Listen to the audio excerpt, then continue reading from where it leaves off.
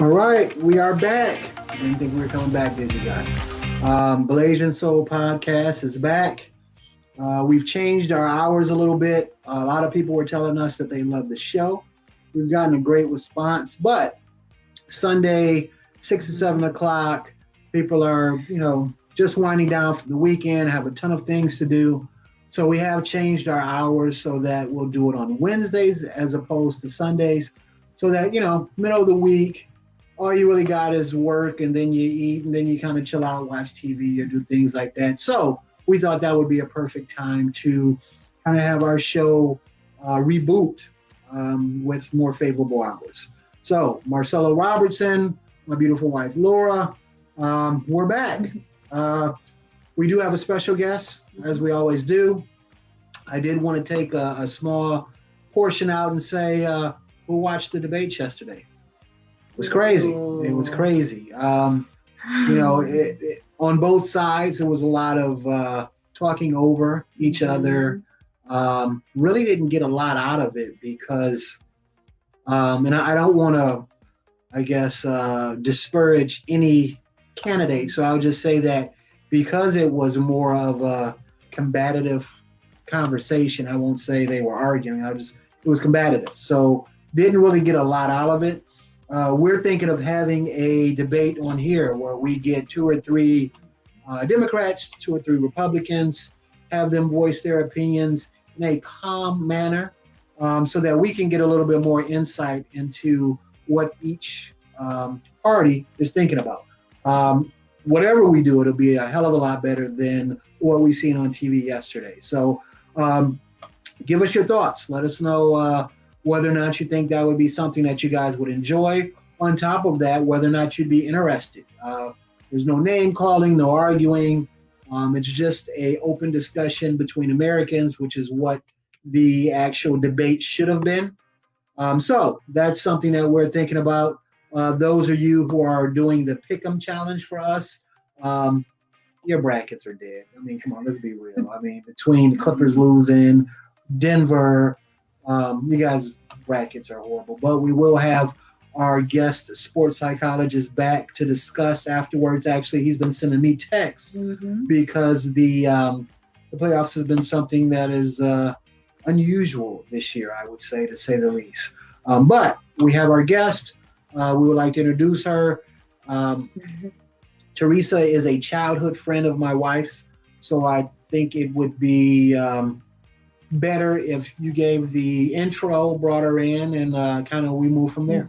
Yes, Sabaidi. I know that tonight we'll have a lot of Laotian Lao on the broadcast. So we're going to introduce you to Theresa Chanthaboury. Theresa came from the same type of journey, refugee journey. So I'm excited to hear her side of the story and how she came to America and became an attorney, and why she picked the 3 specific areas that she picked. So we're gonna bring in our special guest, Theresa, and she's gonna help walk us through how she did it, coming here. And hopefully you guys will be able to get inspired by her story. And we will, without further ado, we are going to bring Miss Theresa in. Hi, Theresa. Hi, how are you? Good, how are you? Welcome to the show. Bye. Okay, wait, now, you guys have to, first of all, you guys have to tell everyone what sobriety means. Oh, yes. We have many different cultures and races watching this, so let them know what sobriety actually means. Sabaidi is hello, how are you in Laos. Okay, so for people of color or people from the D, Sabaidi is what up, though. Right. All right, because people from Detroit, we say what up, exactly. Though. So same thing. All right, okay. Exactly.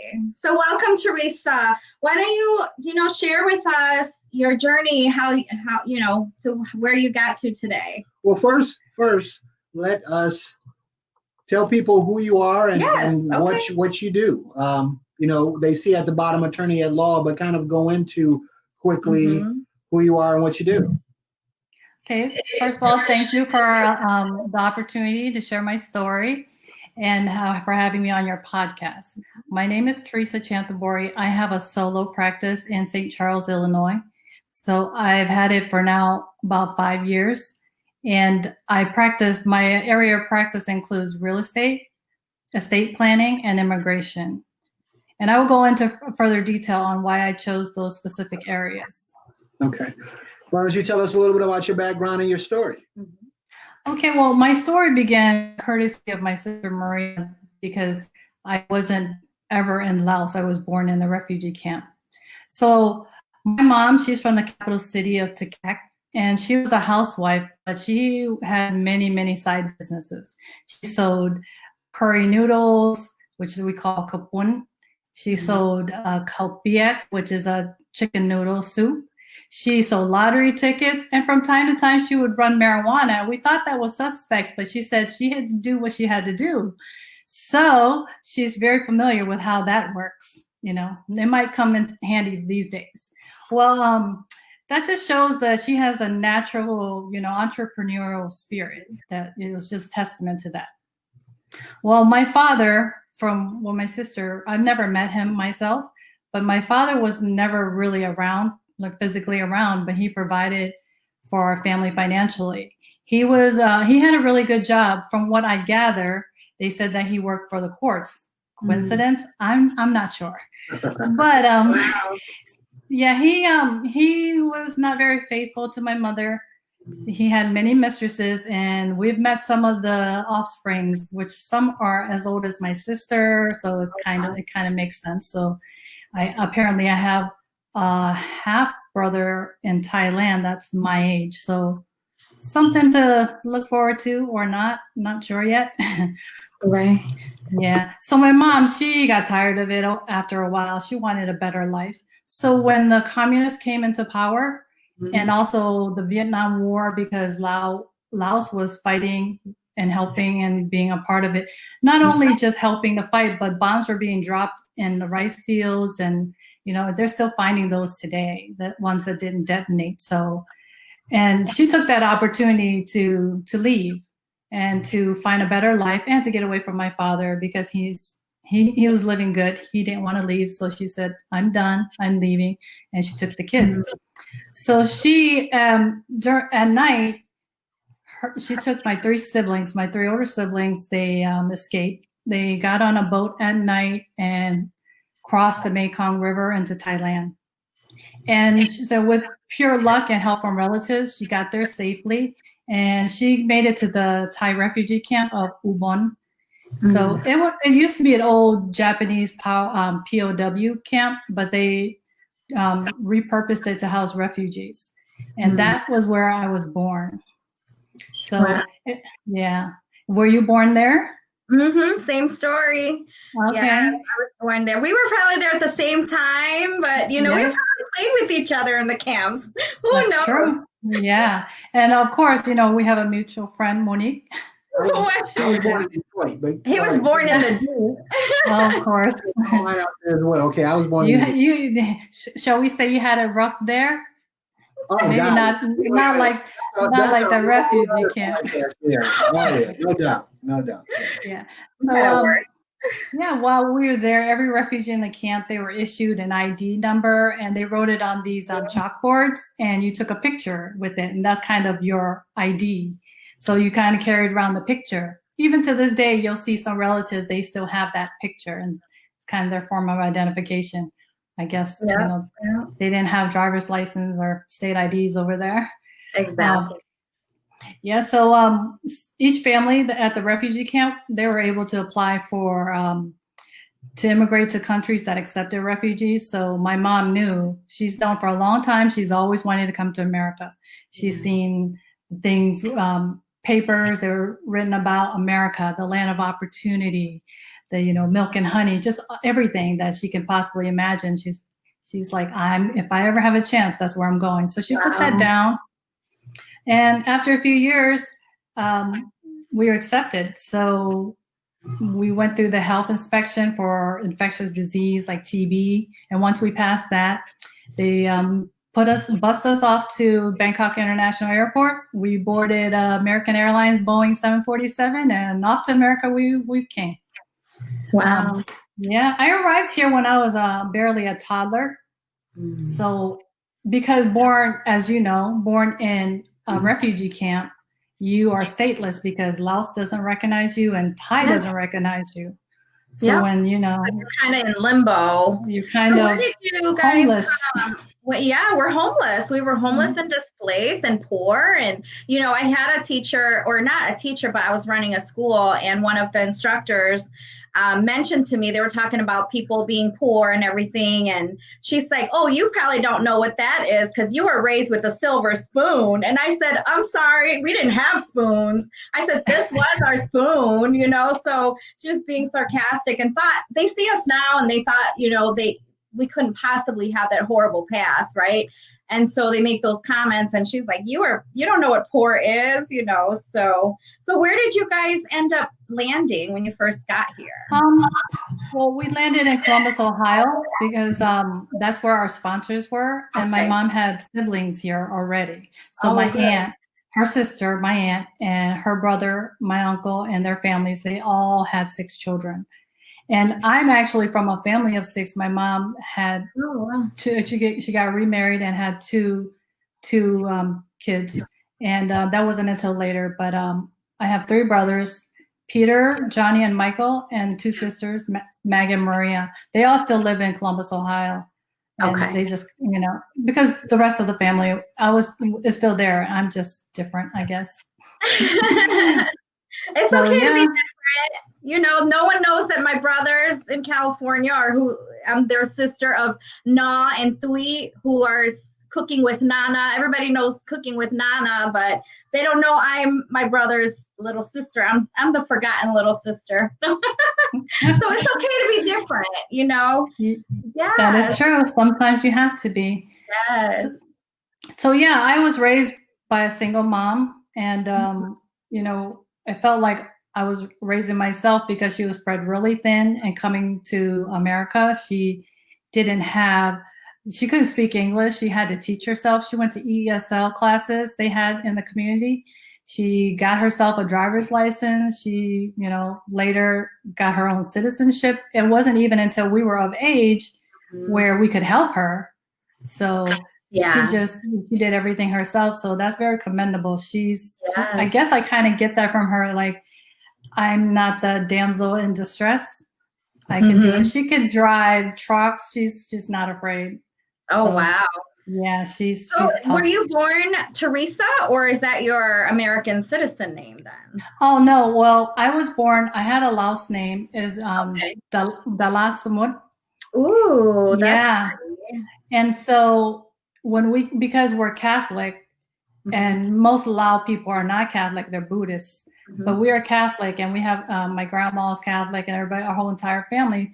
So they gave us saint names. So all of my sister, if you think about this, Peter, Michael, you know, Maria, Teresa, like Mother, you know, like Saint Teresa, you know, wow.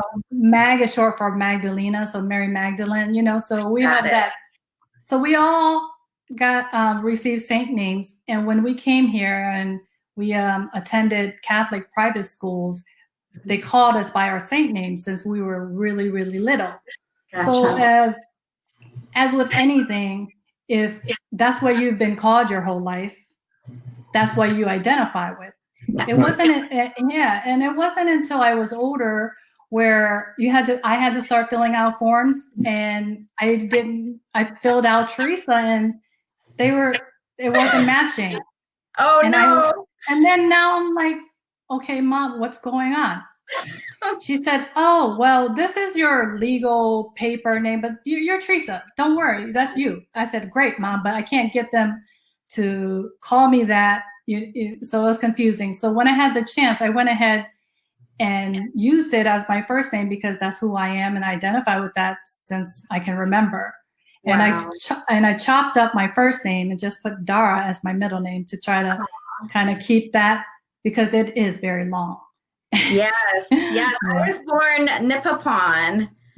So, I got Laura from the middle of my living room when we're filling out our citizenship paperwork. So that's how I came up with Laura. It's your government name. My cousin Casey gave me that name. I gave her a list of 10 names and I said, pick one. And she's like, this one. And so I became a Laura. So awesome. Well, we're going to let you kind of dive into how you got into your field, what made you decide to go into this route of an attorney. And so kind of carry us along there. Yeah. How did you get from such humble beginnings to actually becoming an attorney, which is a very prestigious field? Yes. Well, that's huge. Thank you. Yeah. Well, as you know, a lot of people who do come to the United States from refugee camps, they're generally very poor without resources, most often without even any money in their pocket. I mean, what is money? To us, where we came from, paper money is irrelevant. It's not backed by anything. So a lot of people carry gold because that was, something you can barter with. Money comes and goes with the government. Excuse me. So when this government comes in, they have their own set of money, paper money, and then they're out. So it wasn't stable. Mm-hmm. Gold, silver, that kind of stuff. Yeah, that you can use that anywhere. People will accept that. So, so I grew up in the inner cities. It's an urban housing project in inner city Columbus, Ohio. Mm-hmm. So living there was never dull. It was always something going on. It was loud. Stereos were blaring. Kids were playing and they were fighting. Actually, there's this one time there was two ladies fighting. And they were just going at it. And then all of a sudden, I don't know if she was losing. She went in the house, came out with a butcher knife, and was chasing the other one around the project. And us as kids, it wasn't unusual. I don't know. We didn't flinch. But at the same time, you think back like, wow, that was interesting. So, yeah. You thought it was normal. Yeah. And we were used to it, the sirens, if there's helicopters or gunshot sounds, is kind of like, yeah, okay, yeah. Okay. It didn't sound that close. I think it was way over there. We're good. We're good. Right. I'm sure you could relate, right? Yeah. Coming from the D. This isn't about me. It's about you guys. I'll let you guys go. Yeah. So, I mean, I had a really, really good best friend, actually. Her name is Hebert. She's Eritrean. So she was also a refugee because there were civil wars in her country. Eritrea is if people don't know, is by Ethiopia, Sudan. It's on the west side of Africa. Mm-hmm. Okay. So she was also Catholic. And her parents were really strict, but they seemed to think I was okay. And so that was good. She didn't get to play with a lot of people at all. Oh, she liked to cook a lot. So I'm always over there eating. And we hung out. Only thing we were allowed to do was go for walks. So we didn't do too many things. But it was good to have company and talk to. We stayed out of trouble because we just kind of kept each other company. So my first steps were after high school. I went to before I get there, I want to talk a little bit about my childhood where I did have some escapes. I came to Elgin in the summer, every summer, because my cousin Monique, she was the only child and she was a year older than me. So our parents thought, hey, you guys can go and keep each other company. She doesn't have anybody to be with. Her parents work full time. And, I'm all for it to get out of the projects. I'm like, where? Let me know. So then that's where I met Laura. My cousin lived on J Street. We were a few blocks away. Mm-hmm. And we would hang out regularly, ride bikes, and and just sell candy bars, like you said. Entrepreneurs at young ages, leaders. That's right. So I just wanted to talk about that, and I continue to come here every year, even up until teenage years and everything. And Elgin is actually the place where I met my now husband because he's from Elgin. So that something great came out of that. And actually, that's eventually why I relocated. Mm-hmm. So after high school, I went to Ohio State University, and then I transferred to NIU. Mm-hmm. And while I was NIU, I got pregnant with my first child. And so I decided to, drop out because it didn't really make any sense. So he finished. and I focused on just taking care of my son. And 2 years after that, I had my daughter. So then we had the 2 kids almost back to back. Wow. So that brings us to like our present day. I do have 3 children today, and we live here in St. Charles. I started my career later in life because in the beginning, I wanted to be a stay-at-home mom and be there to raise my kids during the early years. And once they were a school age, I decided I have to start working on myself and investing in myself. So I decided I'm going to go to law school. I mean, not law school, go finish my bachelor's first. I skipped a step. And I went, and I never thought about, I'm going to go to law school. I just went and put one foot in front of the other and think I have to do the first step. What's the first step? Get a bachelor's and see what else you want to do. So that's what I did. And while I was in getting my bachelor's, I was pregnant with my 3rd child. So that was interesting. Wow. Yeah. So, but this time I was determined to work it out. Wow. Not like the first time. So I just kept going. Yeah. So, I mean, growing up, I always kind of knew I wanted to be an attorney because I had a best friend in elementary, and I used to go over her house, and her mom was an attorney. See, now this is where we live in 2 different worlds. Is because we went to private Catholic school, but because of the help of the parish, they basically funded, out of their generosity, we went to school for free. Wow. If not, we wouldn't be able to go. So here we are, we come home to the projects, but we would go to school with kids with means. So it was kind of a balance, and you were exposed to people, like that's why I was exposed to her and sleeping over her house and getting to know her family. So I just thought, oh, that would be a cool job. So it was always kind of in the back of my mind. So maybe that's why it creeped up. And when you're that little, you don't know what it entails to be an attorney. Right. You see it on TV, you have a perception of it. So, but the more I looked into it, I definitely really, really, really liked it. So after I got my bachelor's, I decided to study for the LSAT, took it. Wow. And then applied to law school, and someone accepted me. So they accepted me in. And it was a struggle. I'm not going to lie to a lot of people. I mean, law school is not for the faint of heart. It's like the first year, they call it 1L, that kicks your butt. You are there. They break you up in 2 sections. You're there with a group of about 50 people, and you almost like do everything with that group. You take all your core and you're there all day. So they really, really grind you the first year. That's why everybody talks about 1L year. And there's a lot of books written about it. So yeah. And apparently I survived it. So after law school, you study for the bar, and it's a big, huge event. You study for months before you take it. And you study not even just like for a full-time job. You're studying extra. People are doing 16-hour days, and me with a family, it was a lot. But that must have been rough. You had 3 kids at that time. Yeah, and one of them was quite young and a little, demanding.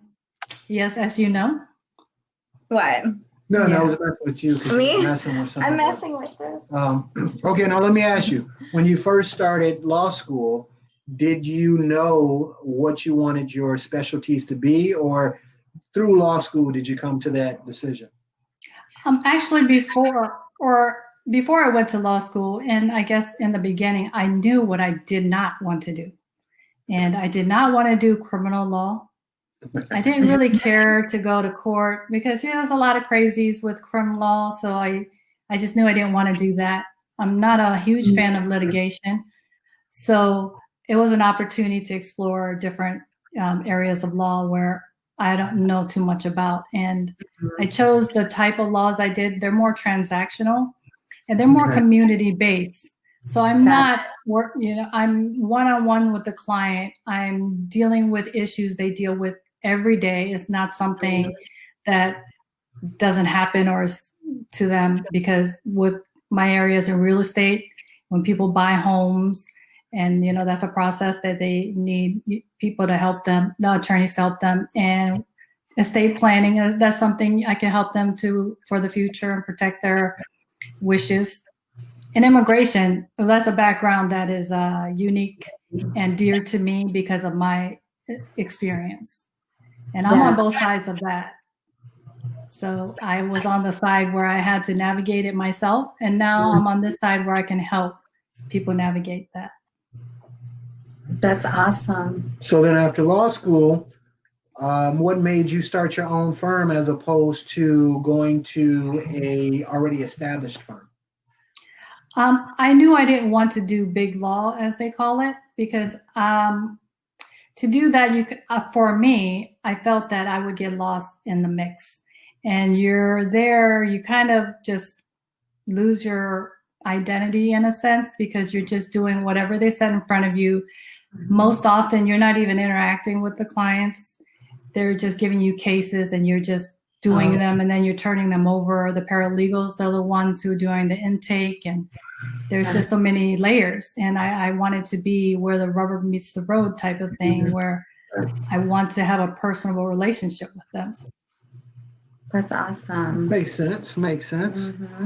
So you have your own firm. You have 3 different specialties within your firm. Which one do you deal with the most on average? Real estate, because that's just usually, when people buy and sell, everybody needs one, and they just, if you know somebody, and that's how it goes in the beginning. So you want to network, you want to make relationships, so then they can recommend you and refer you to other people. More and more now I'm doing real estate. Immigration, and a lot of people are nervous because of the state of the union, and they have some questions about DACA or their papers and everything like that. And because they're raising the fees, and people kind of want to get in before they raise it, and they're raising it such a ridiculous amount. So that's an uptick in that. Now, I did see that there was that the courts did, I don't want to say ban what President Trump is trying to do as far as raising that fee, but there's been a temporary pause to that. Why do you think that amount is raising so high? I could see if there was a small uptick in the fee, but I mean, some people have said it's up to 50, 60, 70%. Wow. That it will be increased. Because of your background, do you have any insight why that is? Well, it's speculative in nature, because you can't really say why they're doing it, but common sense will tell you anytime anybody's raising fees, because they're trying to make money. Right. And there's no real reason why you need to, because the admin process and all of the paperwork, it doesn't change. They didn't add any layers to it. If anything, they streamlined it and is online. So you're cutting down on a lot of paperwork. So it just, to me, I'm thinking it's just a way to make more money. Yes. So they should contact you before that fee raises. Yeah, if that's what they want to do or need to do, it's advisable to do that, and get your application in, your form filed, because a lot of the times, as long as you're in before that date, you're fine. Because you don't have to finish by that date, because as we know how long it can take. Mm-hmm. So you just have to start the process to be able to take advantage of the price structure that they currently have. Well, you have to file, because if you're working with me, or you're working, let's say, and you're filling out all your forms, but you never submit it, that doesn't count. Yeah, it's not when it's filed, the time of filing. What do you think about certain aspects of the immigration process right now, like DACA or ICE? ICE has been in the news quite frequently over the last year and a half. What do you think about those agencies and how they are supposed to be, and I don't want to lead you on this questioning, but they are supposed to be for the American dream, which is, of course, immigrants coming to America. but it seems that they also are a hindrance to a certain degree for that American dream to be realized. Well, as for DACA, there's a state right now where he hasn't totally gotten rid of DACA. But as for the immigrants, if you're speaking of the ones coming from the South mostly, Yes. the ones that they put in cages, I mean, from our experience, that could have been us. Yeah, definitely. That's so crazy. So maybe I have a bias in that respect because I see it as what my mom thought America was, this beacon on a hill, like, Reagan said. So it is disheartening to see, because think about what our parents had to do just to leave everything, not a single dollar in your pocket. You have these kids, and you might get shot because you're not supposed to escape, because they want you in the country to fight or to use you to do something. Right. So I don't think anyone would walk hundreds and thousands of miles with their kid, not knowing what's going to happen along the way, get beaten, raped, shot, or their kid stolen, to come here. And they do that because they know they can't stay where they're staying. They want to come here because they're hoping, at least, this is better than that. So if they're staying in the cage, it's unfortunate. But they even heard about the cages and they're still coming. That tells you they're escaping. Desperate. Like us, we were, our parents, they were desperate, risked their lives to come here because of the American dream, and it's just sad. Now, let me play devil's advocate and say that some people within the country, their gripe is that come legal.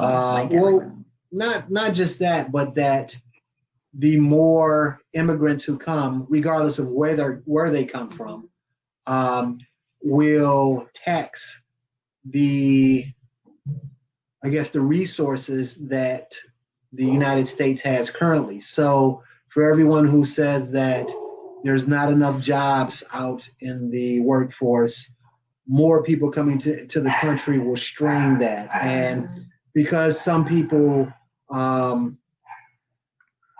lack of a better term, are starving, don't have enough to eat on a daily basis, that bringing more people in will make that problem even worse. So to those people, what would be your response? You're really setting me up for this political question, aren't you? Well, I guess there's no way around it. When people talk about lack of resources, we are the richest country in the world. There is absolutely no reason why we couldn't provide food for everybody in our country as it stands, and then provide extra for the people that need our help. Right. We spend so much money on, this place in the middle of the earth. Yeah, that we, like we spend so much money fighting stuff over there, and we're spending all this money. And even when a lot of people talk about how, you can't write out checks. They just showed you that you could. They just pulled it out of somewhere. Right. And if everybody paid their taxes, we would have money. Hint, hint. I'm not saying that you shouldn't take. I'm sure there's loopholes for a reason, but maybe that needs to be reformed a little bit and take a look at. But for me, I don't have a problem paying my fair share. I just wish, people like Elon Musk, Amazon, Jeff Bezos, they pay zero. How's that? Wow. They make billions of dollars. So that's my stance on it. But that's why when we talk about resources, it's not exactly true. And a lot of the people that's coming here, they're not here to steal your jobs. They're doing jobs you don't want to do. Right.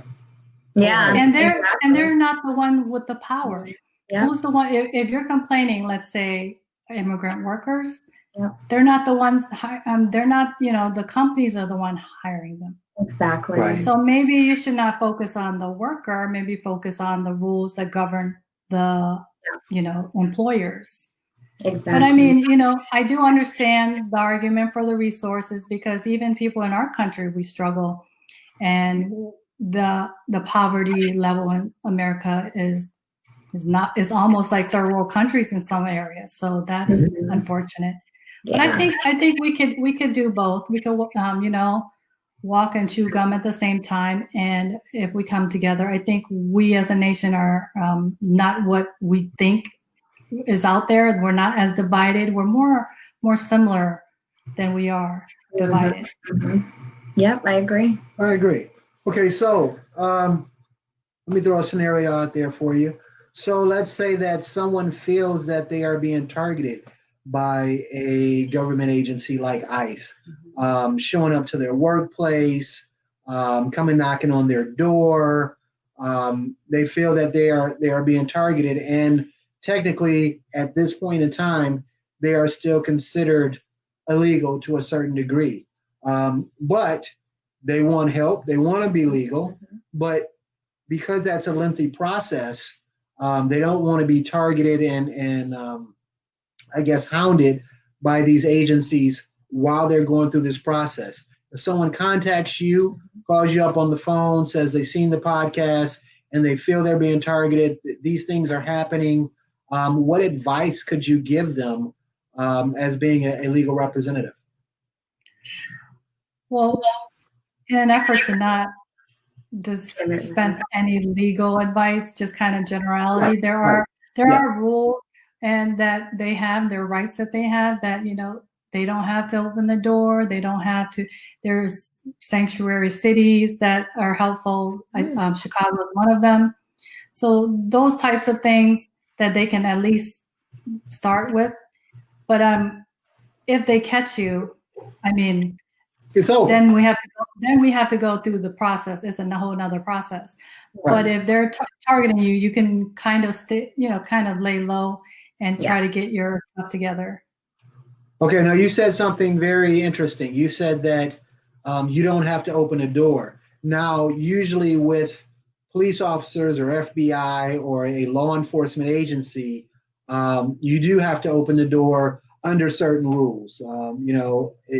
Depending on whether or not they have a warrant, or depending on whether or not they've seen suspicious activity, there is a protocol where, with law enforcement agents, depending on the situation, that you do have to open your door to them. But for ICE, they're not technically considered a law enforcement agency. So once again, without giving out true legal advice, is it mandatory that they have to open the door, or they have to abide by what ICE is telling them, as far as, we know someone's in there that we're looking for, open up the door. If someone is driving and the person in the passenger side, they're asking for identification, if they're not law enforcement but ICE, does the rules change? Well, from what my understanding is, they do not have to open the door and they don't have to respond. But I mean, things are changing all the time. Sure. So we'll have double check on that regularly. Okay. But yeah, there's not, especially these times, there's not a whole lot that is out there to protect.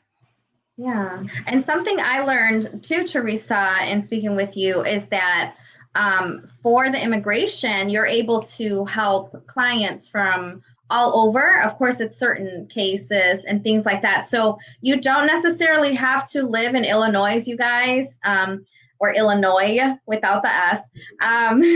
Illinois, I talk about him all the time. He says Illinois.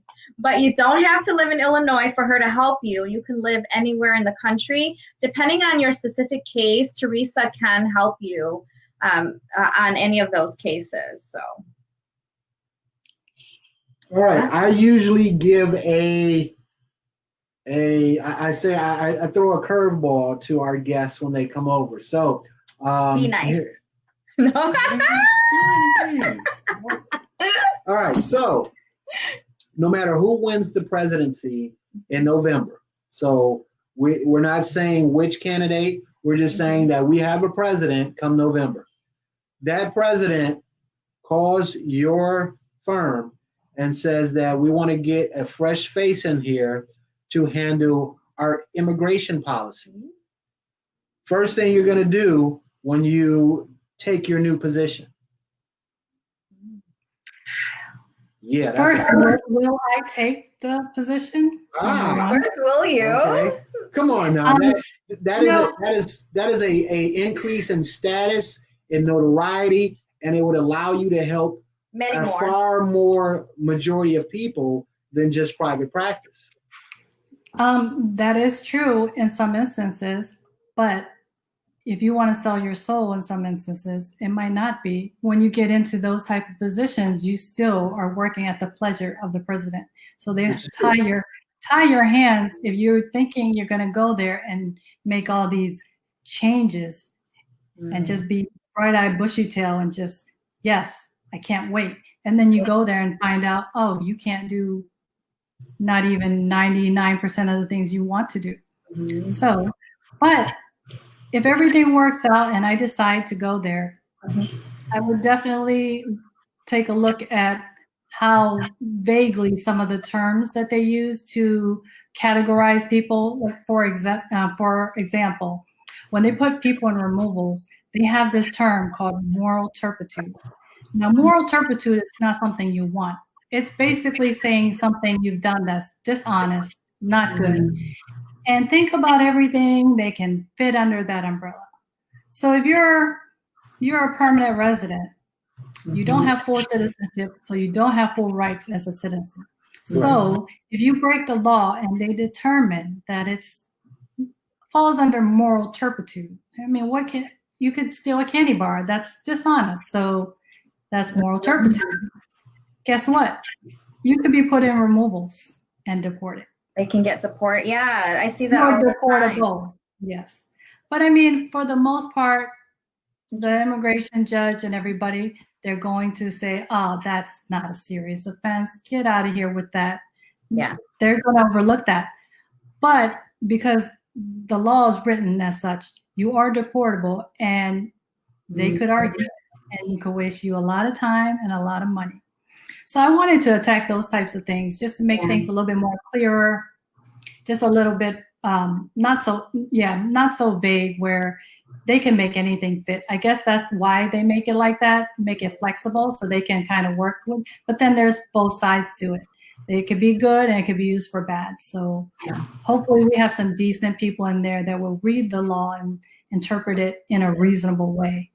But sometimes you don't get those, so that happens. Yeah, I've been reading a lot lately with, some of our Lao sisters and brothers, that come here and they've done their time and then they're in the midst of getting deported and they've never even been to Laos, or know the country. Their family's all here. They've been raised and grew up in America, but yet they did something when they were maybe like a teenager or whatever, and they came out of jail and then they get deported. Like, I think that's just so sad for that to happen to them. And they get sent to Laos with no family and they don't even know, it's just crazy. Yes, currently as it stands, with Lao people though, the U.S. doesn't have an agreement with Laos where they will take deported. The government is not taking deportees. Not taking them. So worst case scenario, they put you in a detention center. Not ideal. Concentration camp. Or they can decide that it's not that serious and put you back in general population. Yeah. Wow.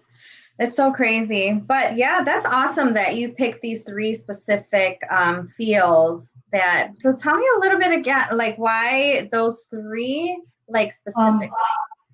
Well, with estate planning, that's an area that I think a lot of people, there's miscommunication, misunderstanding of what estate planning is. And a lot of people think, oh, you have to have millions of dollars in asset or money and all of the above. But that's not necessarily true. It's more about making sure your wishes are carried out, making sure your family's taken care of.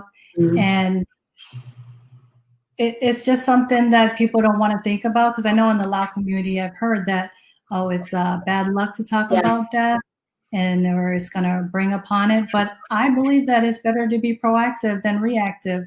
So some of the instruments that the most typical ones are wills, trusts, power of attorneys for healthcare and for property. And because of the pandemic, you would want to get a power of attorney for healthcare just in case, because if it happens, you want someone to be able to talk for you, make decisions for you, and then you've already written out what you want done. So they're not guessing. So all the kids are getting together, they're talking about, no, she told me one time, no, that's not what she wants. So then you have written out. And power of attorney for property is also because, let's say you are incapacitated, but you didn't pass away. Your bills still have to be paid. You still need access to your accounts. And if you need to sell a home, you're in a coma, whatnot, then there's somebody who will just take that role and be able to do that for you. And when you come back, then everything, you won't have bad credit, you won't lose your real estate, all of that stuff. So and for wills, I like to push wills for people with children, because we never want to think the most negative thing. But if, God forbid, both of the parents pass, the only way you really can transfer guardianship is via a will. So it's something you have to have, because then the kid might be in limbo. There might be other parents, people coming out of the woodwork fighting for the child, and the child will have to stay somewhere not ideal. Meanwhile, it's possible. So it's just a lot of headaches. So it's a lot easier just to go ahead and have a will drafted up and have it in place just in case. And I was just gonna talk about the fact that a lot of people think it's just complicated and expensive, but most often it's really affordable, and it will save you money in the back end for sure. Because if you have a trust in place, you can avoid probate. It's private. It just transfer right over. Wow. Yeah, no, I think wills and trusts are something that, not a lot of people are educated about it. So they do think like, oh, you have to be rich and wealthy. But you made a really great point, especially during this time with COVID, having a power of attorney for your health, your finances, and all of that, because you never know what's going to happen, so it's really great to get that all in place, because otherwise what happens if somebody does pass away and they didn't have a will for all their stuff? It just goes to the state, or what? Well, in Illinois, there's a system where they will divide it up per strip, and so they will, but it's very time consuming. And if you have something that needs to be taken care of, it's just going to sit tied up in the courts for a while before you can do anything with the property. If they had a house or any of the stuff. And then that's when family members start to take stuff and fight about it. And it's just complicated. And you don't want your death to cause kids not to talk anymore. And it happens. Yep, all the time. Yeah. All right, let's get a little bit of insight about you before we go. So, favorite American movie? Wow. I am a movie watcher, but I have a genre that I like. Anything based with a historical base. So I like things that have it's based on something true and a lot of historical, facts to it that is intriguing, because I like to look it up and match it up, the timeline. Sometimes that's, it's a little nerdy thing that I do, but I like those types. And I don't really care for sci-fi, because I think, that's not going to happen. I mean, he loves sci-fi. What do you mean it's not going to happen? Sci-fi is a precursor to what we will see later on. I'm sorry. I guess my understanding of sci-fi is they just go too far sometimes. That it's just like, yeah, that's not happening. You're not going to have those superpowers or anything like that. The Matrix changed my life. I'm just gonna throw that out there, that it changed my life. Okay. Okay. So we know that you are a very determined lawyer with 3 different specialities. We know that you do not like sci-fi. We know that you like films with a historical significance to it. And we also know that if Biden calls you the first week in November, you're going to turn him down, right? It depends. I mean, you got to have some standards. You can't just say, oh, I'm so impressed. I mean, that's all we have at the end of the day. I agree totally. Tell everybody if they need your services or they need to contact you for information on some of your legal specialities. It's running on the bottom, but we'd like to get you to say it so that we can plug it in all of our platforms. Oh, well, you can go to my website, is www.chanthabourylaw.com. And my email is Theresa@chanthabourylaw.com. You can email me, and my phone number is 224-245-4885. And I also take text via my phone as well, because I'm hip with the new technology. And are you? yes, I do text for my business. A lot of people are still doing fax. Faxing? Yeah, I had to get that because some banks that I work with say, yeah, we only fax these things. I said, oh, wow. Oh, wow. Okay. So you'll be surprised. You just have to be prepared. So my office is located in St. Charles, so it's at the corner of Dean and Randall. Okay. And if people are familiar with the area, it's a colonial building, and it has an outside on the parking lot. They sell imported cars or used cars, so it's pretty visible. All right. Awesome. All right. Well, Theresa, thank you very much for coming on our show. Thank you for having me. There was a little trepidation there about coming on, and we hope that we made you feel comfortable. I didn't try to throw too many curveballs at you. But yes, thank you very much for coming on our show. We like to get people who can give information and advice that our audience can use. You certainly provided that. So with that, we thank you very much. Yes, I especially thank you, and I hope that our listeners coming from the Lao community will be inspired by you and your story, that no matter where you come from, or anybody for that matter, no matter where you come from, your background, you can be a lawyer, you can be whatever you've dreamt of or put your mind to. And Theresa, thank you for coming on the show and sharing that with us. Any of you have any questions, feel free to give her a call. Yeah. We'll see you later, Theresa. Well, thank you for having me and giving me the opportunity to share my story. Okay. And what I want to impart to the audience is what I say to my children all the time. It's you just gotta make the decision and just go for it. It's not where you start, it's where you finish, as my story illustrates. And I always tell them all the time also, it's not the people who are in these positions, they're not smarter than you, they're just doing it. Yep.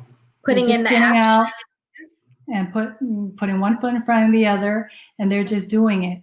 You'll be surprised to find out people in some positions, like you're wondering how they are even here, but they're doing it. So you got to give them that. Half of it is the mental, half of it is just the willingness and the desire, and to think you are able to do it and that you deserve it. So yeah. What did Michael Jordan say? If you came into the game and you thought you were going to lose, you're probably going to lose, because he always stressed the fact that you got to get your head right. Yep, mental, right? Like with the sports psychology, he talked about mental toughness. Yeah, I have to have that and put the practice and the action behind it to get to where you are. And any successful person, they've gone through that. And failure. Okay, I'm going to quote Michael Jordan again. We have a basketball family. So he says, of all the shots he's missed, I'm going to butcher it, but, he's talking about if he didn't miss all those shots, he wouldn't know what success is. So all the failures, and then when you finally are successful, that's just that much sweeter. But a lot of people, if you don't fail, you don't know what success is. Oh yeah, all ballers know. If you're a real baller, you know that you miss 100% of the shots that you don't take. I mean, that's just par for the course when it comes to playing basketball. We say that to our kids all the time. Well, my daughter, she plays D3 basketball at Illinois Wesleyan, so she's a freshman. Yeah, so that hopefully we get to go to some games. So we're crossing our fingers for that. So we're a basketball family. So quickly. LeBron or Michael Jordan, who's the greatest? Blasphemous. I cannot believe you asked this question. Hello. I will not dignify it with an answer. Of course it's MJ. I have to. I'm going to take a podcast one day to make the case for LeBron, for all you LeBron haters out there. But have her fill out the thing. Well, it's too late now. The final's about to start. Who's going to win the? Hey, listen. For everyone, wait a minute. For everyone, how many rings can fit on these fingers? Hey, how many LeBron have? For everyone, well, he's about to do this though. He's about to do that. Number one. You never know. He does choke from time to time. Just saying. And then number two, for everyone who says that Michael Jordan has won 6 championships and never lost in the finals, I will say, remember that Michael Jordan has lost in the first and second round many times. LeBron has never lost in the first round. We don't play that there. But there's plenty of stats that can knock LeBron out. But because I'm not a stats buff, I'll leave that to those guys. But I know enough to say. It's okay. I still like you, even though you do not. You don't hype up LeBron. I'm not going to hold that against you, sweetheart. At least she knows more about basketball than I do. Yeah, because I was forced to. And I try. When we were dating, I tried to sit her down and watch games, and she would ask me, "Did they get the first down? Did they get the goalie?" Right. I'm like, you know what? That's kind of bad. Yeah, just get out of my house. Let's go in another room. I had to do that. My kids played since they were very little, and I can't yell out stuff if I'm just, I got to know what a layup is, a free throw, box out, And that's why I don't have to go to the games unless it's like a championship. My son has been in the championship the last 3 years. And he coaches. One of the better players on our team, and I don't have her go to the regular games because she is completely lost. So yeah, I understand that totally. We're going to get her there though. It's going to take a while. I know when they make a basket. You see that? A basket. On that note, we will let you go, Theresa. Thank you, Theresa. Thank you. We'll see you later. All right, guys, another episode down. Once again, we want to thank Theresa for coming on, giving us some of her experience, some of her information and knowledge. Please, if you think you need her help, give her a call. If you just have questions and want to get kind of an inside track on what you need to do next or what's your next step, I would beg you to reach out to Theresa and get her experience, see what you have to do to move forward in life. Once again, this is Marcella Robertson. My beautiful wife, Laura. Nippapon, Laura Robertson. Yes, people were getting on me because I say Nippapon all the time. They didn't know who they were, and they didn't know what I was talking about. So I was trying to I guess, help you guys out by saying Laura. But yeah, I've been calling her Pawn all her life. He won't call me Laura, by the way, you guys. Because that's her government name. Nobody wants to be known by government name. But yes, thank you guys very much. We will be back next week. We will be back on Wednesday. That is our new date and time. Please, we see a very good response from our podcast, and we've only done it a few times. So we truly thank you for that. We would love for you to subscribe, even if you don't watch our show live, but you watch it throughout the week when you're at work or whatever the case may be. it does a lot, and it goes a long way to see that people have subscribed to the podcast, because that's normally how we build it up. We're going to have a ton of guests. We're going to do some interesting things. I was thinking about doing a lightning round with questions, just get me and my wife what's on the top of our head, and hopefully that doesn't get us in trouble. Oh gosh, I don't want to do that one. We're going to do a lot of fun stuff as well. Like I said, we do want to have other people come on. We want to do some games. We want to do some stuff to bring people together because of all the turmoil that's going on right now. So subscribe to the podcast. Be on the lookout for us next week. Sweetheart, do you have anything? Yes, so we're typically live 7 p.m., which our new time changed, 7 p.m. on Wednesdays. We're here live, but we do upload it on our YouTube channel. We're also on Spotify. We're on iHeartRadio and Apple Podcasts. So we're on a few different platforms. So this one we go live, and then we actually turn it into the podcast on a audio platform. So if you're just driving to work and want to tune in, we would love to have you. Next week, same time, same place. Next week, we have a special guest who is North Shore Films. Michael Mitchell will be joining us next week. He is a film producer, and he is in the middle of doing a film. It's called the Law Redemption movie. He is also the maker of Princess of Laos. So he'll be joining us next week. So you guys make sure you tune in, same time, same place, 7 p.m., so that you can hear about this next movie in the making, so you can support the Law Redemption movie. And Michael. Black man doing a show about Laos. I would definitely tune in. And on top of that, they have a Obama lookalike in the movie. Oh my goodness. That is ridiculous. He could go to a bank and take out money. He looks that much like Obama. That's how much he looks and sounds like Obama. Yeah, so you guys will get more next week. So tune in, same time, same place. We'll see you later. Peace. Bye-bye.